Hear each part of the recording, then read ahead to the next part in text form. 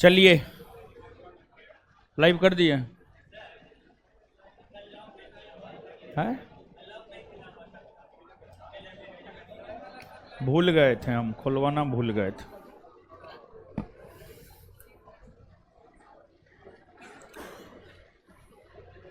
आ जाइए।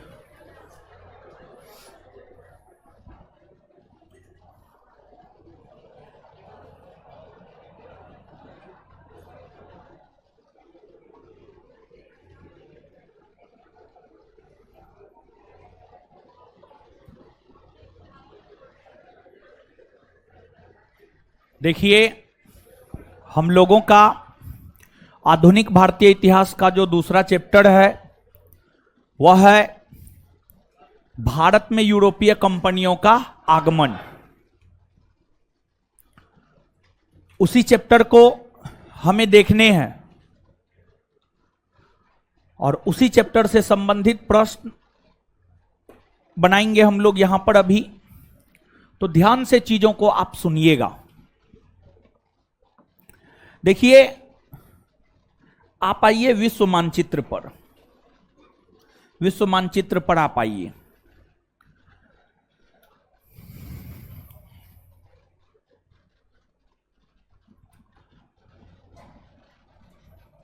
यूरोप महादेश है ये जो ब्लैक कलर से हम आपको चिन्हित कर रहे हैं, यूरोप महादेश है।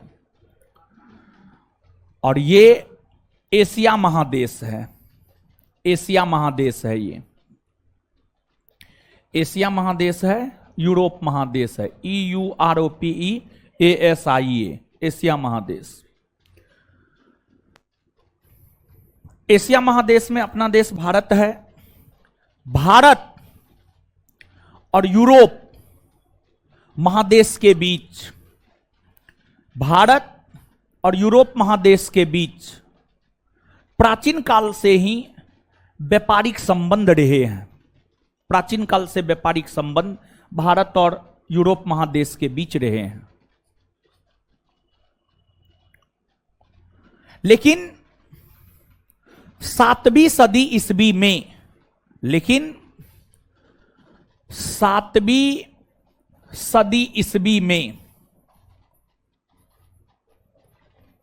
ईस्वी में एक नए धर्म का उदय हुआ और उस धर्म का नाम है इस्लाम धर्म। उस धर्म का नाम है इस्लाम धर्म। इस्लाम धर्म। और इस्लाम धर्म का उदय सऊदी अरब के क्षेत्र में हुआ, यानी एशिया महादेश के पश्चिमी भाग में। इस एरिया में इस्लाम धर्म का उदय हुआ। यहां पर इस्लाम धर्म का उदय हुआ। सऊदी अरब के क्षेत्र में इस्लाम धर्म का उदय हुआ। धीरे धीरे इस्लाम धर्म का प्रचार प्रसार हुआ। इस्लाम धर्म का विकास हुआ। और फिर इस्लाम धर्म कई सल्तनत में बट गए। कई सल्तनत में बट गए। इस्लाम धर्म जो कई सल्तनत में बट गया, उसमें से एक हुआ करता था उस्मानिया सल्तनत। एक हुआ करता था उस्मानिया सल्तनत। उस्मानिया सल्तनत। उस्मानिया सल्तनत काफी शक्तिशाली रूप में उभरकर सामने आया। काफी शक्तिशाली रूप में उभरकर सामने आया उस्मानिया सल्तनत। और उस्मानिया सल्तनत ने क्या किया? भारत और यूरोप के बीच जो ये व्यापारिक मार्ग था, भारत और यूरोप के बीच होने वाले व्यापार को लेकर जो व्यापारिक मार्ग था, इस व्यापारिक मार्ग पर उस्मानिया सल्तनत ने कब्जा कर लिया। यूरोप और भारत के बीच होने वाले व्यापार को लेकर ये व्यापारिक मार्ग हुआ करते थे और उस व्यापारिक मार्ग पर कब्जा उस्मानिया सल्तनत ने कर लिया। और उस्मानिया सल्तनत ने इस व्यापारिक मार्ग पर कब्जा वर्ष 1453 ईस्वी में किया। वर्ष 1453 ईस्वी में किया। तत्पश्चात अब जब अगर कोई यूरोपीय व्यापारी भारत व्यापार करने के लिए इस मार्ग के जरिए आता था तो उससे कर लिया जाता था, टैक्स कर लिया जाता था, कर। और यूरोपीय लोग कर देना नहीं चाहते थे। इसी वजह से 15वीं शताब्दी के अंत में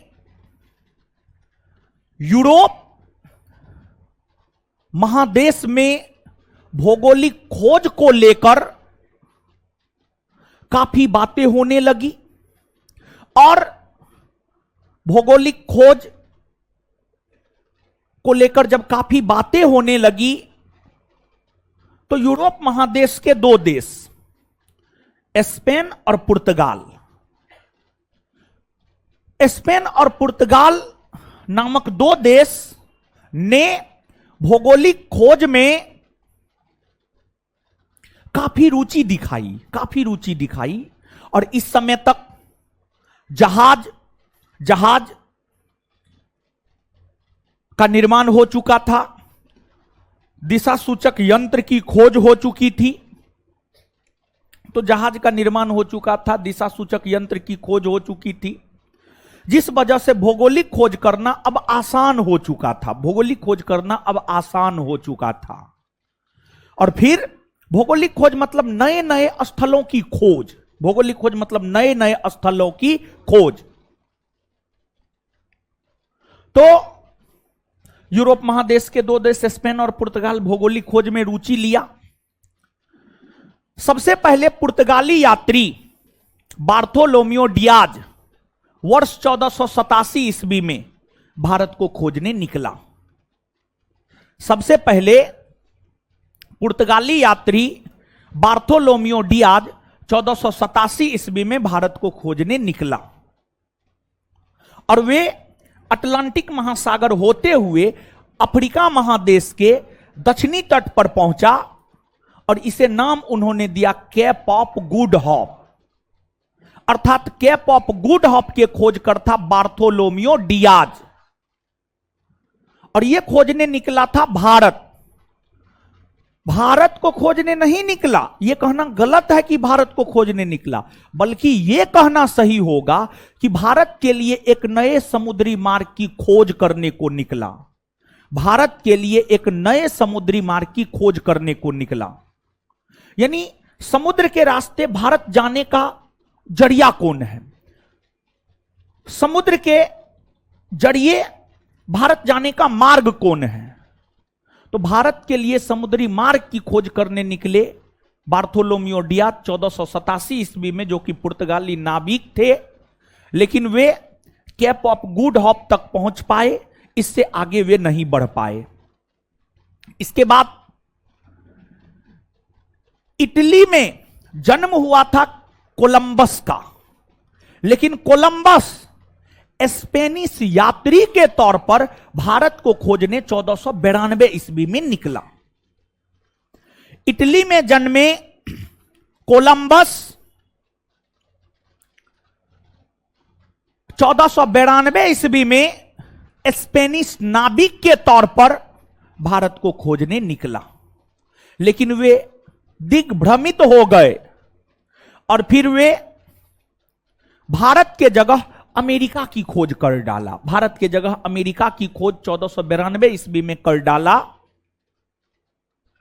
और वहां के लोगों को कोलंबस ने रेड इंडियन कहा। इसके बाद वर्ष 1498 में पुर्तगाली यात्री वास्को डिगामा पुनः भारत को खोजने निकला और Vasco da Gama Cape of Good Hope होते हुए केप ऑफ गुड होप होते हुए हिंद महासागर होते हुए अब्दुल मुनीद या अब्दुल माजिद की सहायता से भारत पहुंचा मई 1498 में। अर्थात भारत के लिए समुद्री मार्ग की खोज करने का श्रेय पुर्तगाली यात्री वास्को डिगामा को जाता है और वास्को डी गामा ने भारत के लिए समुद्री मार्ग की खोज वर्ष 1498 में किया। वर्ष 1498 में किया। वर्ष 1498 में किया। 1498 में किया। और वास्को डी गामा को भारत पहुंचाने में गुजराती व्यापारी अब्दुल मुनीद या अब्दुल माजिद का योगदान रहा है। और जब वास्को डी गामा भारत पहुंचा, वास्को डी गामा भारत के पश्चिमी तट पर पहुंचा, मालाबार तट पर। मालाबार तट यानी केरल का तट। केरल में एक बंदरगाह था कालीकट बंदरगाह।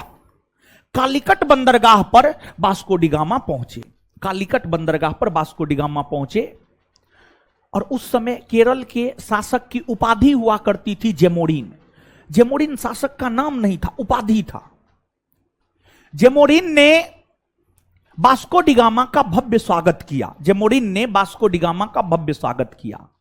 लेकिन जब जेमोरिन ने वास्को डी गामा का भव्य स्वागत किया तो इसका विरोध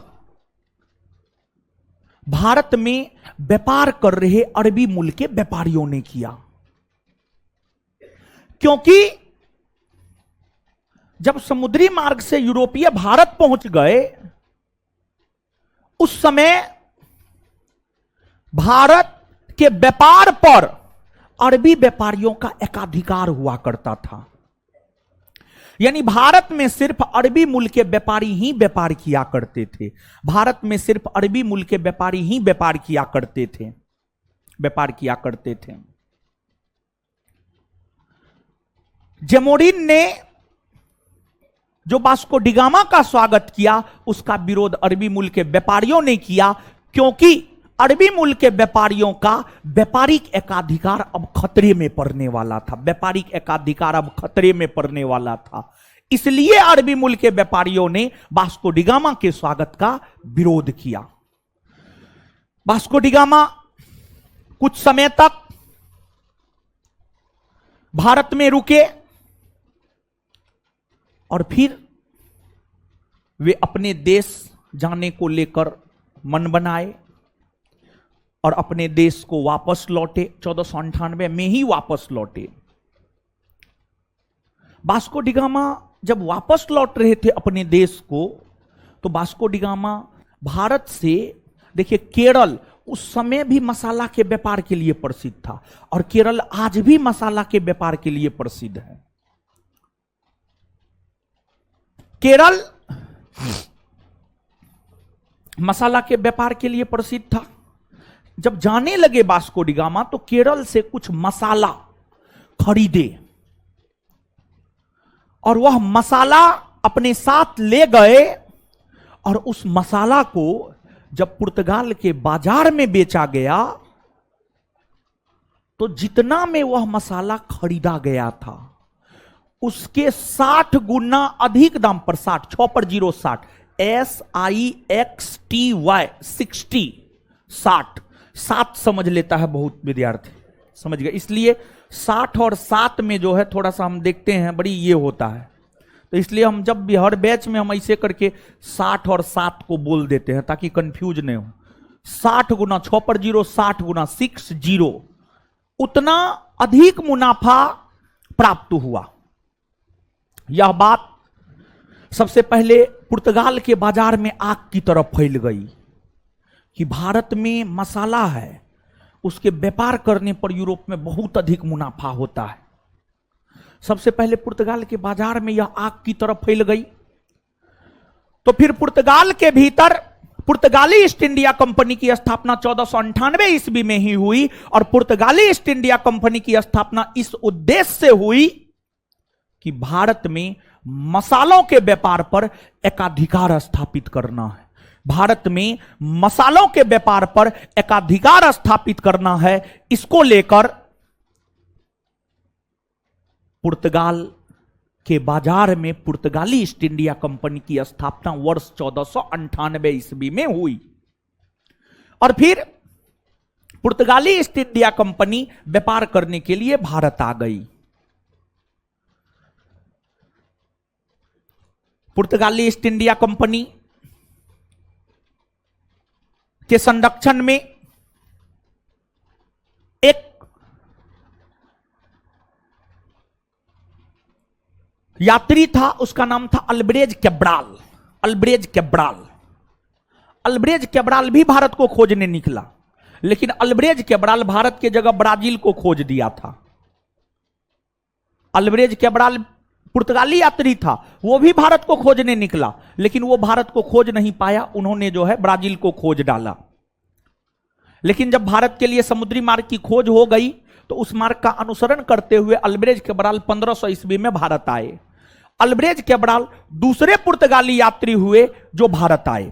अल्ब्रेज कैब्राल दूसरे पुर्तगाली यात्री हुए जो भारत आए। और अल्ब्रेज कैब्राल भारत आया और बिना जेमोरिन के अनुमति के कालीकट में कारखाना खोल दिया। इसी वजह से जेमोरिन ने उस कारखाना को शीघ्र ही बंद कर दिया। अर्थात अल्ब्रेज कैब्राल का जेमोरिन के साथ संबंध खराब हो गया और फिर अल्ब्रेज कैब्राल शीघ्र ही भारत से वापस लौट गए और अपने देश के राजा को कहानी सुनाए कि ऐसा ऐसा हो गया है। तो फिर पुर्तगाल के राजा ने पुनः वास्को डी गामा को भेजा, क्योंकि वास्को डी गामा का जेमोरिन के साथ संबंध मधुर था, अच्छा संबंध था।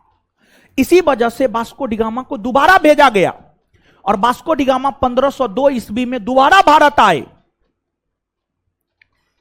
और फिर से पुर्तगाली और जेमोरिन के बीच संबंध बेहतर हुआ और फिर वास्को डी गामा अनुमति दिलाया पुर्तगाली ईस्ट इंडिया कंपनी को भारत में कारखाना खोलने को लेकर।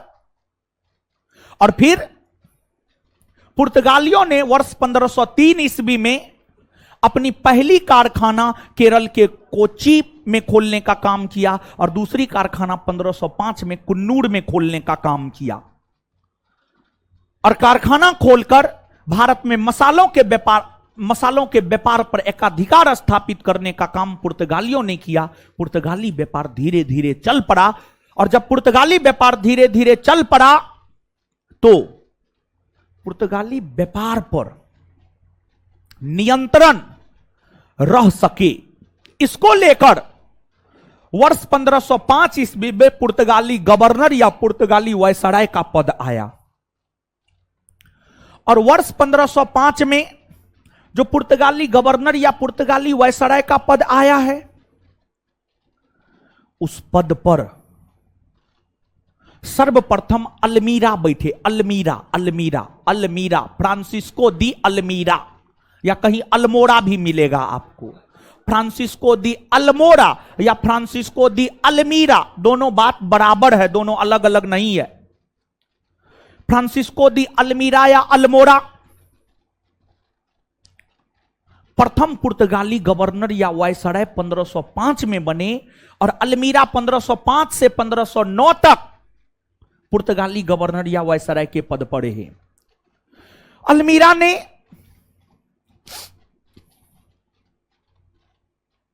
हिंद महासागर के समुद्री इलाका पर कब्जा करने को लेकर एक विशेष प्रकार की नीति का अनुसरण किया, जिसे ब्लू वाटर पॉलिसी कहा गया, जिसे ब्लू वाटर पॉलिसी कहा गया। और ब्लू वाटर पॉलिसी के नीति के तहत अल्मीरा ने हिंद महासागर पर कब्जा कर लिया।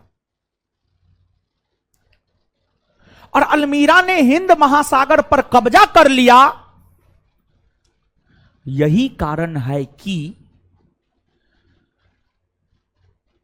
पुर्तगाली ईस्ट इंडिया कंपनी को समुद्रों का स्वामी कहा जाता है, समुद्रों का स्वामी कहा जाता है। और पुर्तगाली ईस्ट इंडिया कंपनी को एस्तादो द इंडिया कंपनी के नाम से भी जाना जाता है। एस्तादो द इंडिया कंपनी के नाम से भी जाना जाता है। यहां पर हिंद महासागर में कब्जा कर लिया और पुर्तगाली को लगने लगा कि अब तो कोई भी हिंद महासागर में व्यापार करेगा तो उसे हमें उसे हमसे लाइसेंस लेना पड़ेगा, उसे हमसे लाइसेंस लेना पड़ेगा, क्योंकि हिंद महासागर पर कब्जा तो मेरा है। कोई भी व्यापारी, कोई भी कंपनी अगर हिंद महासागर में व्यापार करना चाहता था तो उसे पुर्तगालियों से लाइसेंस लेना पड़ता था। और अगर लाइसेंस लेकर कोई व्यापारी या कोई कंपनी हिंद महासागर में व्यापार करता था तो उसे पुर्तगाली सुरक्षा भी मुहैया करवाता था, सुरक्षा मुहैया करवाता था। उस व्यापारी के नाव के आगे पीछे अपना सैनिक पुर्तगाली दे दिया करता था, ताकि हिंद महासागर में उसके साथ कोई लूटपाट ना हो।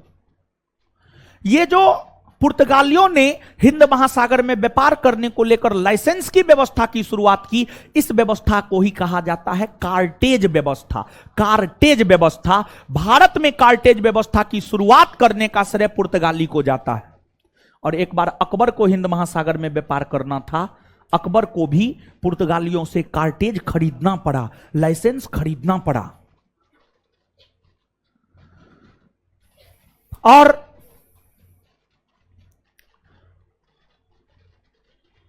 थोड़ा सा अल्मीरा का जो है मन बढ़ गया था, बहुत थोड़ा ज्यादा घमंड हो गया था, और घमंड उसका टूट भी गया।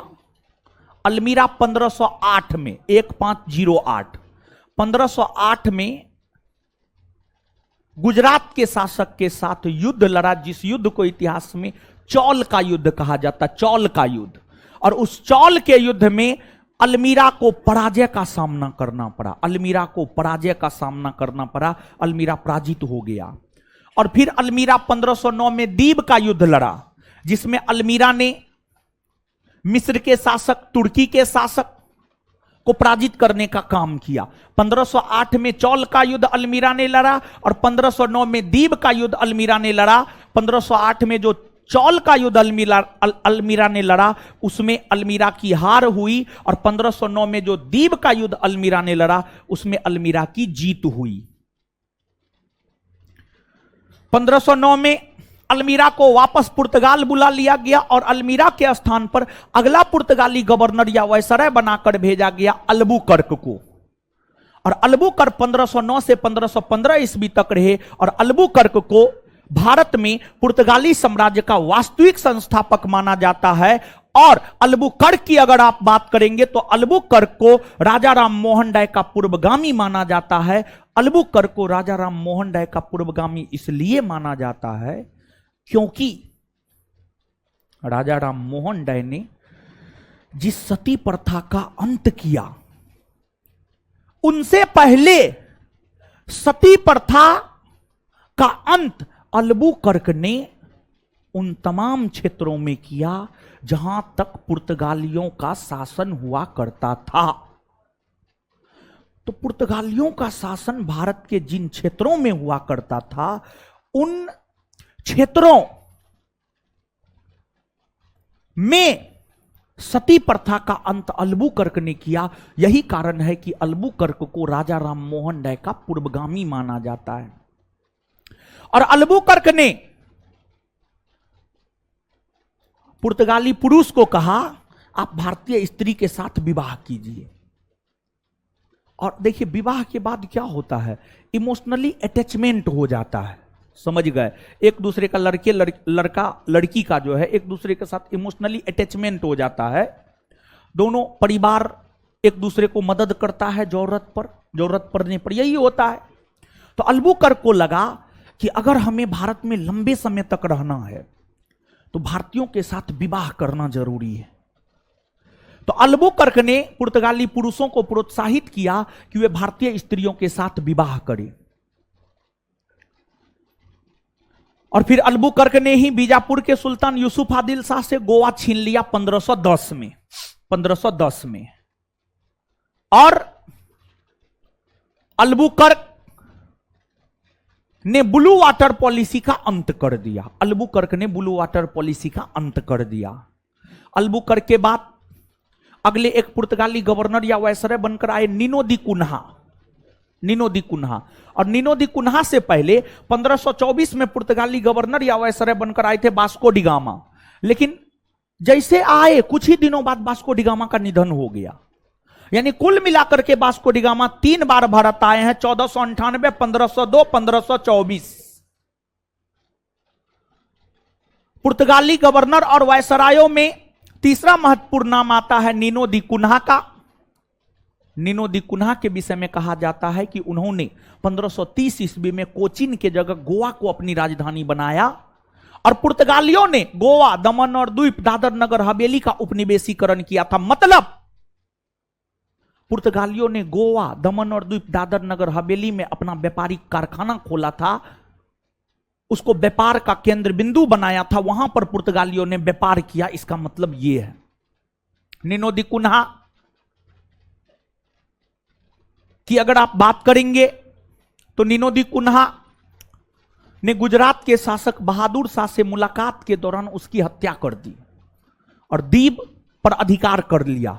सालसेट द्वीप पर अधिकार कर लिया। सालसेट द्वीप जिस पर आज मुंबई है उस पर अधिकार कर लिया।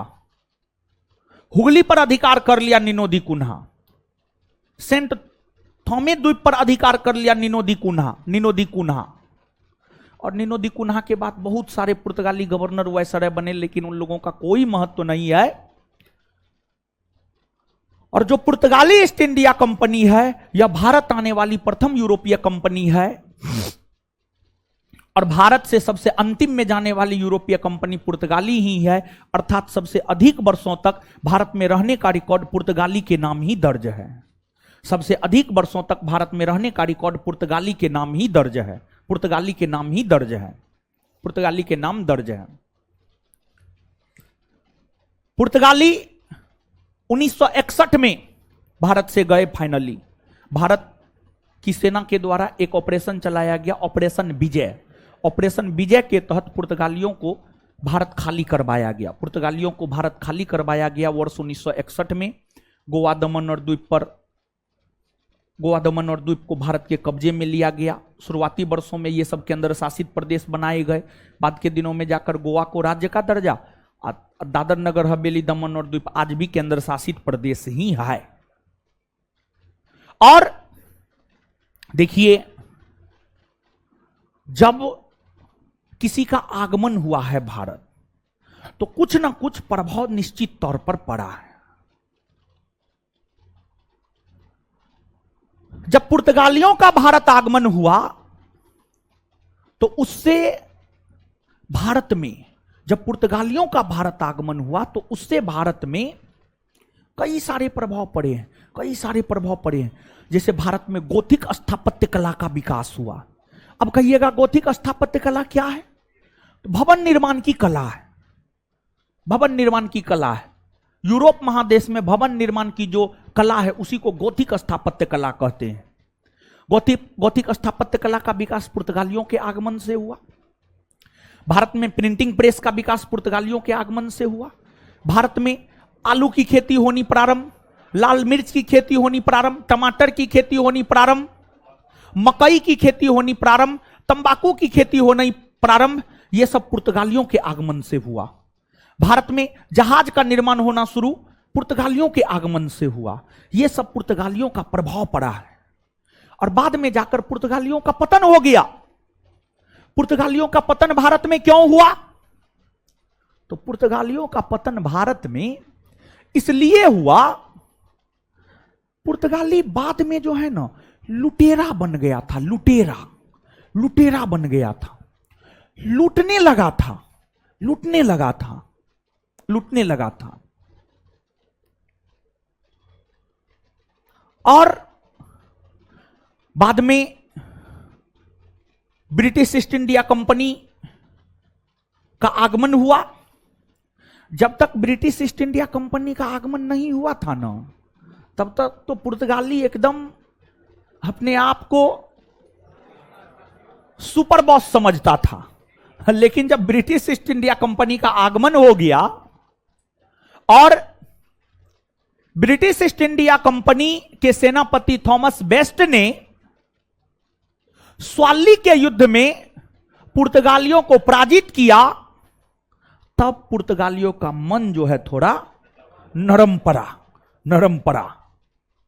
और फिर ब्रिटिश तो दिमाग में बहुत तेज था, पुर्तगाली को हबो ने लगने दिया भारत में। गोवा, दमन, द्वीप, बस वहीं तक रह गया पुर्तगाली।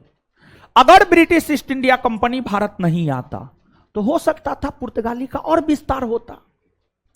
समझ गए?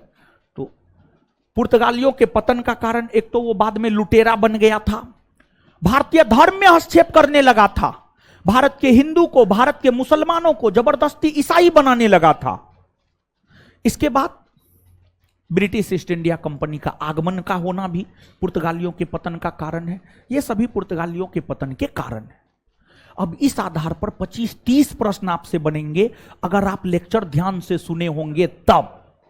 अगर ध्यान से नहीं सुने होंगे तब तो पता नहीं। आइए अब क्वेश्चन बनाते हैं।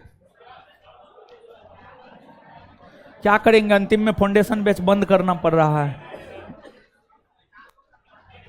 उस्मानिया सल्तनत ने एशिया माइनर पर विजय प्राप्त कब किया?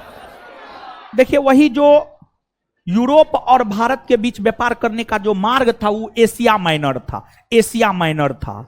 तो उस्मानिया सल्तनत ने एशिया माइनर पर कब्जा किया वर्ष 1453।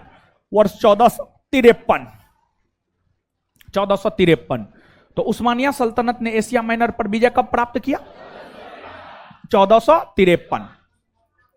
कुस्तुनतुनिया पर 1453 ईस्वी में किसने अधिकार किया था? उस्मानिया तुर्कों ने। कुतुबनुमा की समुद्री यात्रा में क्या उपयोगिता थी? दिशा सूचक यंत्र था। ये कुतुबनुमा जो है ना, दिशा सूचक यंत्र था, जो यह बतलाता था कि उत्तर जा रहे हैं, दक्षिण जा रहे हैं या किधर जा रहे हैं। दिशा सूचक यंत्र हुआ करता था कुतुबनुमा। समझ गए? 15वीं-16वीं शताब्दी में नए देशों और व्यापारिक मार्गों की खोज की होड़ किस महादेश में आरंभ हुई? यूरोप महादेश में। कौन महादेश में? यूरोप महादेश में। नए समुद्री मार्गों की खोज का पहला कदम किस देशों ने उठाया था?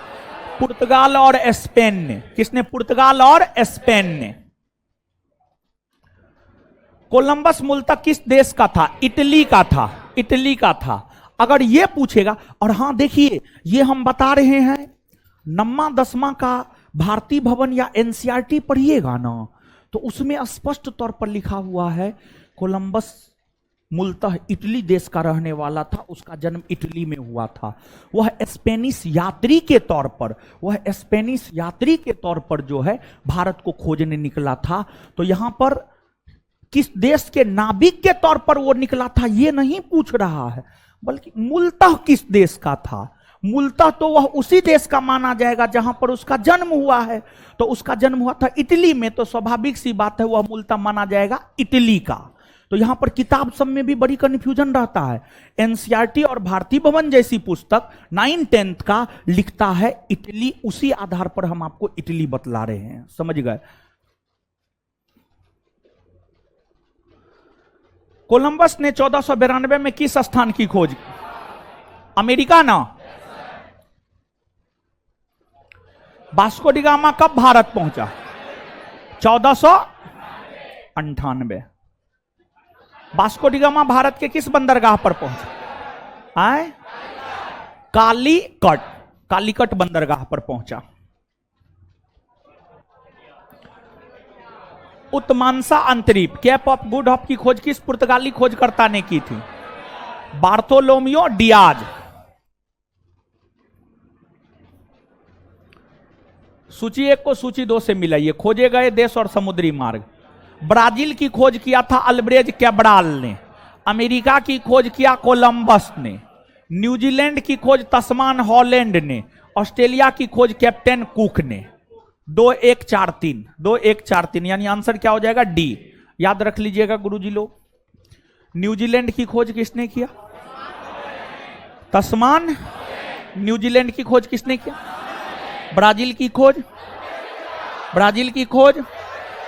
ऑस्ट्रेलिया की खोज। अमेरिका की खोज कोलंबस। निम्नलिखित में से किस नाविक ने वास्को डी गामा को उत्मांसा अंतरिक्ष से भारत तक का रास्ता खोजने में मदद की? अब्दुल माजिद या अब्दुल मुनीद?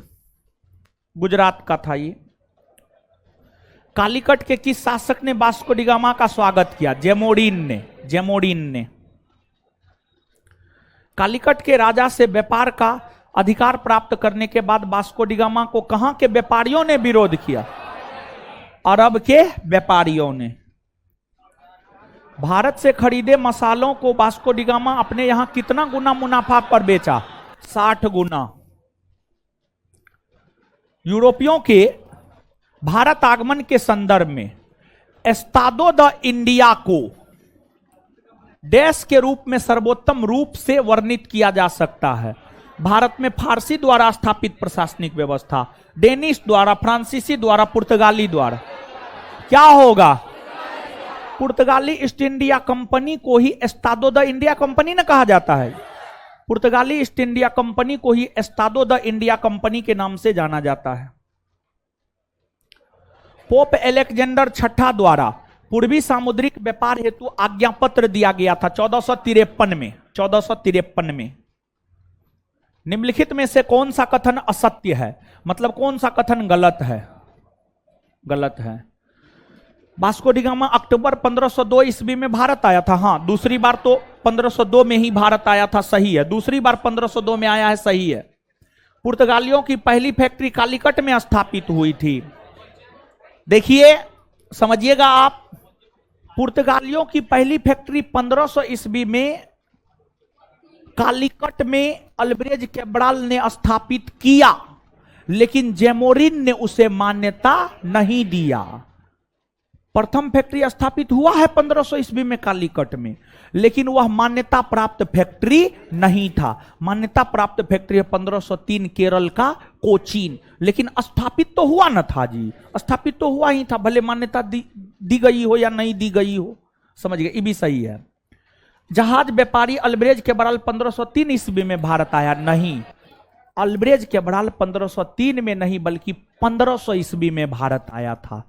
1500 ईस्वी में भारत आया था। यही सबसे ज्यादा गलत है। ऐसे गलत तो थोड़ा भी है, लेकिन गलत पूछ रहा है तो गलत में सबसे ज्यादा गलत को चूज करना है, तो सबसे ज्यादा गलत सी है। 1503 में अल्बुकर्क ने कोचीन में अपना पहला यूरोपीय किला बनवाया, सही है। आंसर हो जाएगा बी, सॉरी सी। आंसर हो जाएगा सी। नेक्स्ट, गोवा, दमन और दीव का उपनिवेशीकरण मूलतः किया गया था पुर्तगालियों के द्वारा। किसके द्वारा? पुर्तगाली। पुर्तगाली व्यापारिक कंपनी के भारत आगमन का सर्वप्रमुख उद्देश्य था काली मिर्च व अन्य मसालों के व्यापार पर एकाधिकार करना। मूल उद्देश्य यही था। मूल उद्देश्य पूछ रहा है तो आंसर यही होगा। कौन भारत में पहला पुर्तगाली वायसराय था? फ्रांसिस्को दी अल्मीरा। निम्नलिखित में से किसने ब्लू वाटर पॉलिसी अथवा शांत जल की नीति की शुरुआत की? फ्रांसिस्को दी अल्मीरा। निम्न कथनों पर विचार कीजिए। 1508 ईस्वी में चोल के युद्ध में अल्मीरा गुजरात के शासक से पराजित हुआ था। हां। 1509 ईस्वी में दीव के युद्ध फ्रांसिस्को दी अल्मीरा ने महमूद बेगड़ा, मिस्र तथा तुर्की शासकों के समुद्री बेड़े को पराजित किया। समुद्री बेड़े को पराजित किया। हां, सही है। चोल के युद्ध में अल्मीरा पराजित हुआ और दीव के युद्ध में महमूद बेगड़ा, मिस्र के शासक, तुर्की के शासक के समुद्री बेड़े को पराजित किया। यहां पर में के जगह को कर लीजिएगा, ठीक है। दोनों सही है। आंसर ए हो जाएगा। क्या हो जाएगा? ए। निम्नलिखित में से कौन सा कथन सही नहीं है? मतलब कौन सा कथन सही नहीं है, मतलब कौन सा कथन गलत है? अल्बुकर्क ने ब्लू वाटर पॉलिसी को बंद करवा दिया, ये तो सही है। 1510 ईस्वी में अल्बुकर्क ने बीजापुर के शासक यूसुफ आदिल शाह से गोवा को छीना, यह भी सही है। अल्बुकर्क ने पुर्तगालियों को भारतीय स्त्रियों से विवाह करने की अनुमति नहीं दी, दिया था ना जी, तो ये गलत हुआ ना जी। आंसर यही ना होगा। हाँ, अल्बुकर्क ने गोवा में सती प्रथा को प्रतिबंधित किया था। हाँ, किया था। इसी कारण तो अल्बुकर्क को भारत में राजा राम मोहन राय का पूर्वगामी कहा जाता है। Answer C. नेक्स्ट, पुर्तगालियों को भटकल में दुर्ग बनाने की इजाजत किसने दी? पुर्तगालियों को भटकल में दुर्ग बनाने की इजाजत कृष्णदेव राय ने दिया था। कृष्णदेव राय ने दिया था। कृष्णदेव राय। मिलान करे क्षेत्र और आधिपत्य, यानी पुर्तगालियों ने मलक्का द्वीप पर कब्जा कब किया, गोवा पर कब्जा कब किया, द्वीप पर कब्जा कब किया और हारमूज पर कब्जा कब किया, यह चीज है। पुर्तगालियों ने इन तमाम क्षेत्रों पर कब्जा किया था। तो पुर्तगालियों ने मलक्का द्वीप पर कब्जा किया था 1511 ईस्वी में, गोवा पर कब्जा किया 1510 ईस्वी में, द्वीप पर कब्जा किया 1535 ईस्वी में और हारमुज पर कब्जा किया 1515 ईस्वी में। तो आंसर 3, 2, 1, 4, आंसर बी। 1530 ईस्वी में कोचीन की जगह गोवा को पुर्तगालियों की राजधानी किसने बनाया? नीनो दी कुन्हा। नीनो दी कुन्हा। सेंट थोमे तथा हुगली में पुर्तगाली बस्ती किस वायसराय ने बसाई थी? नीनो दी कुन्हा। नीनो दी कुन्हा ने गुजरात के शासक बहादुर शाह की हत्या कर किस वर्ष बसीन पर आधिपत्य कर लिया था? 1535 में। पुर्तगालियों द्वारा प्रारंभ कार्टेज आर्मेडा पद्धति क्या थी? सामुद्रिक मार्गों पर सुरक्षा कर वसूलने की व्यवस्था।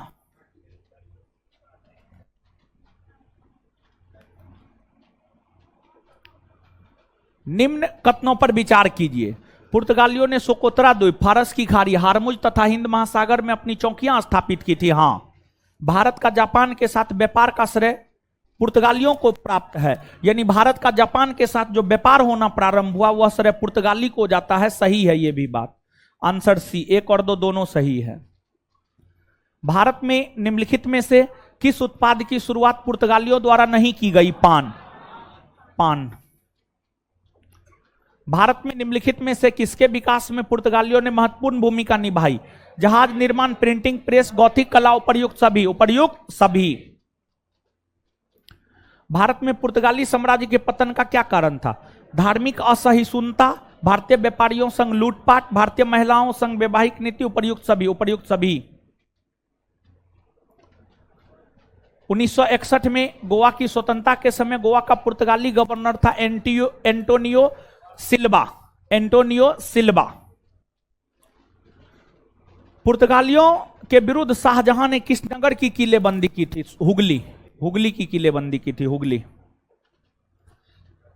चलिए आगे है। अब आगे सुनिएगा ध्यान से। देखिए, पुर्तगाली के बाद डचों का भारत आगमन हुआ था। डच लोग भारत आए। डच की अगर हम बात करें तो डच किसे कहा जाता है? नीदरलैंड या हॉलैंड। नीदरलैंड, जैसे भारत अपना देश है ना जी, भारत को भारत कहा जाता है, हिंदुस्तान कहा जाता है, इंडिया कहा जाता है, समझ गए, आर्यावर्त कहा जाता है, जम्बू द्वीप कहा जाता है, इन सभी नामों से भारत को जाना जाता है। उसी प्रकार से नीदरलैंड कहिए, हॉलैंड कहिए, बात बराबर है। नीदरलैंड या हॉलैंड के निवासी को ही डच कहा जाता था। नीदरलैंड या हॉलैंड के निवासी को ही डच कहा जाता था। नीदरलैंड या हॉलैंड के निवासी को डच कहा जाता था। जब पुर्तगाली लोग भारत आया, भारत में व्यापार किया और उसे काफी ज्यादा व्यापारिक लाभ प्राप्त हुआ, तो यूरोप महादेश के अन्य देशों का नजर इस पर पड़ा और यूरोप महादेश के अन्य देश जैसे नीदरलैंड या हॉलैंड हो गए, इंग्लैंड हो गए, डेनमार्क हो गए, फ्रांस हो गए, इन सभी देशों का नजर पड़ा। तत्पश्चात इन सभी देशों ने यह तय किया कि उसे भी अपने देश में कंपनी की स्थापना करना है, व्यापारिक कंपनी की स्थापना करना है और वह व्यापारिक कंपनी व्यापार करने के लिए भारत तथा पूर्वी एशियाई देश जाएंगी। देखिए, ऐसा नहीं है कि यूरोपीय कंपनियों का आगमन सिर्फ भारत में ही हुआ, नहीं। यूरोपीय कंपनियों का आगमन मूल तौर पर तो भारत में हुआ ही, भारत के साथ साथ यूरोपीय है। उधर काहे बैठे हुए हैं आप? एकदम साइड में बेचारी बैठी हुई है। अकेले बैठे हुई है। एकदम खुश रहिए, मस्त रहिए, समझ गए? कुछ है जी? कुछ है? कुछ नहीं है। अब पढ़ते हैं ना? पढ़ते हैं कि नहीं पढ़ते हैं? आप मन से पढ़ते हैं ना? जितना पढ़ाते घर पे रिवीजन करते हैं? पक्का? हाँ, चलिए ठीक है। अब आगे सुनिएगा, क्या बोल रहे थे? हाँ,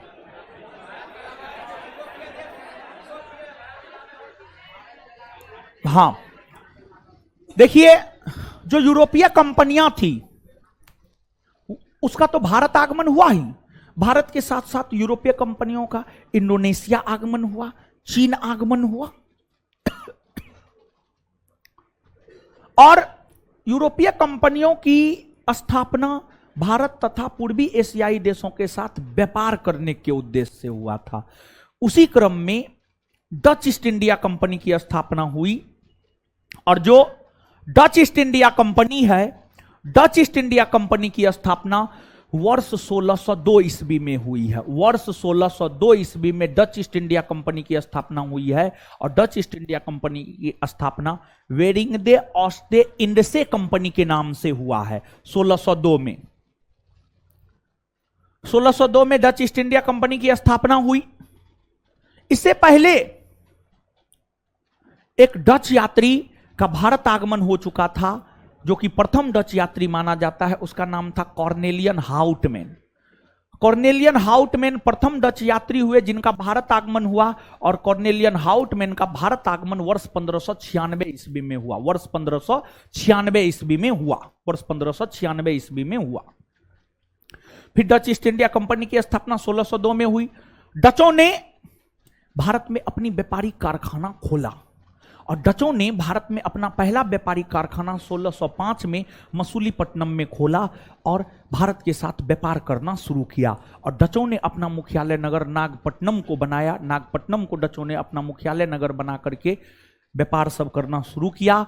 और डचों की अगर आप बात करेंगे तो डचों ने ऐसे तो भारत के पूर्वी तट, पश्चिमी तट, दोनों तट पर अपना कारखाना खोला, लेकिन डचों का फोकस ज्यादा रहा था भारत के पूर्वी तट पर।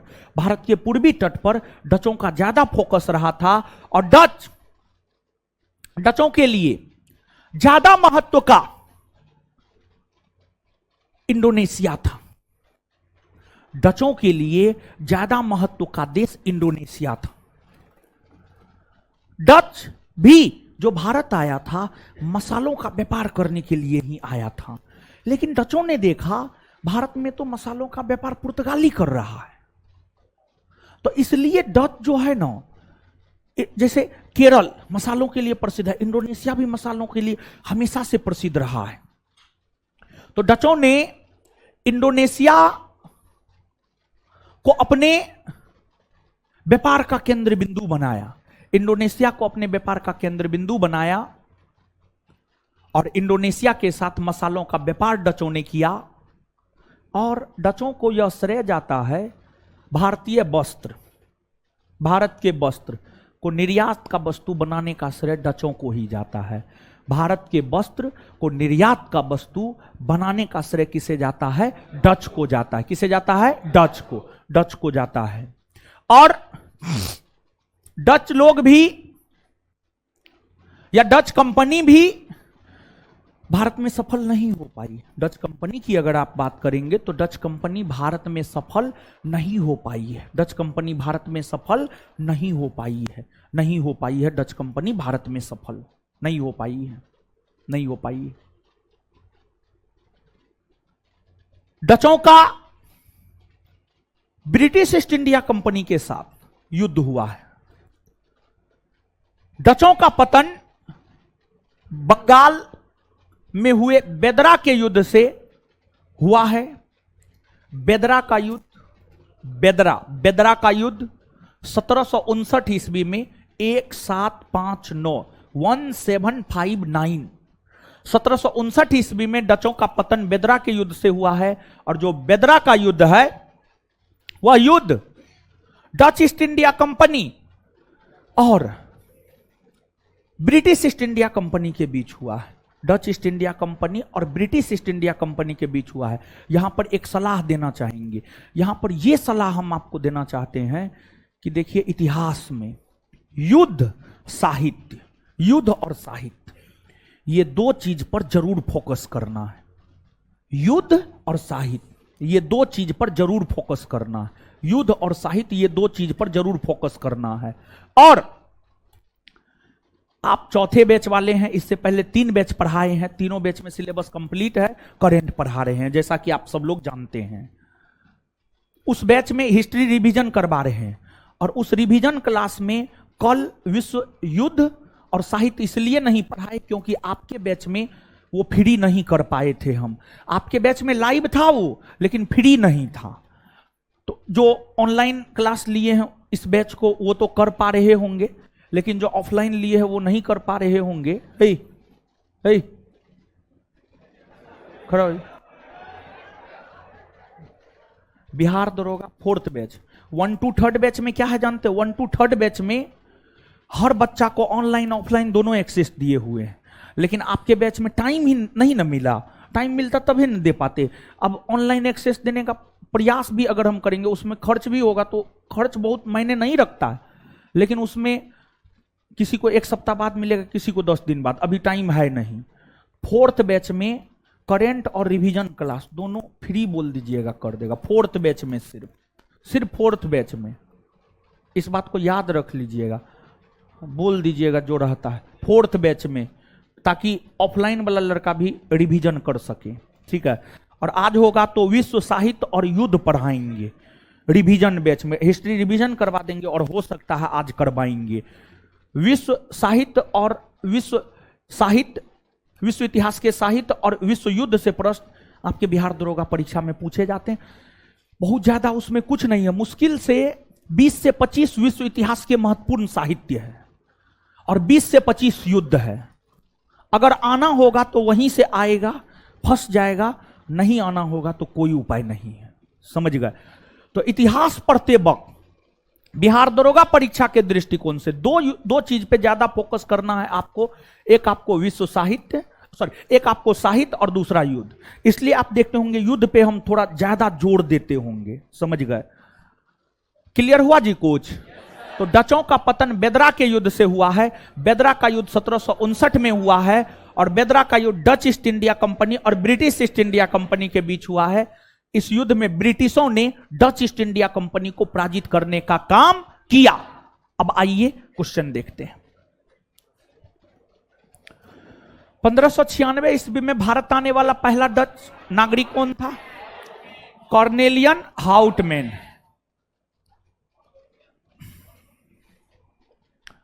डच कंपनी वेडिंगडे ऑस्ट इंड से कंपनी की स्थापना कब हुई है? 1602। डचों द्वारा स्थापित फैक्ट्री में किसका मिलान गलत है? डचों ने मसूलीपट्टनम में 1605 में खोला, सही है। सूरत में 1608 में नहीं। डचों ने सूरत में अपना फैक्ट्री खोला 1608 नहीं बल्कि 1618। 1618। पिपली में 1627 में, सही है। चिनसूरा, चिनसूटा ने सूरा होगा, बंगाल में पड़ता है चिनसूरा। चिनसूरा में 1653 में, सही है। तो इसमें गलत है आपको बी नंबर। सूरत में 1608 नहीं बल्कि 1618। डचों ने बाटबिया नामक नगर की स्थापना कहां किया? डचों ने बाटबिया नामक नगर की स्थापना किया इंडोनेशिया में। हम बतलाए हैं ना, डचों के लिए ज्यादा महत्व का था इंडोनेशिया, और इंडोनेशिया में डचों ने बाटबिया नामक नगर को बसाने का काम किया था। भारत में भारतीय वस्त्र को निर्यात का वस्तु बनाने का श्रेय किसे जाता है? डचों को जाता है। किसे जाता है? डचों को। डचों को। इसको आगे बतलाएंगे अब, ठीक है।